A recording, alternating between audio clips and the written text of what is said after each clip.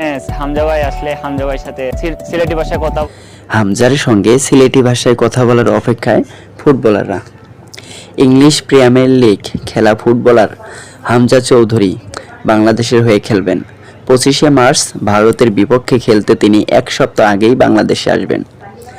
হামজার সঙ্গে অনুশীলন খেলার জন্য মুখিয়ে আছেন দলের অন্য সদস্যরা।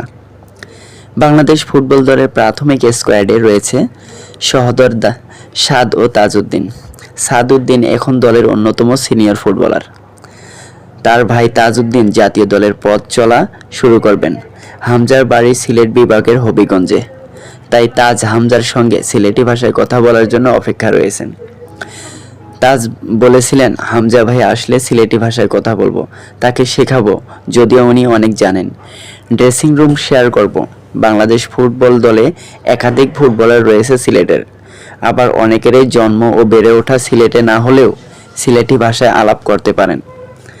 তারাও চান হামজার সঙ্গে সিলেটি ভাষায় কথা বলতে।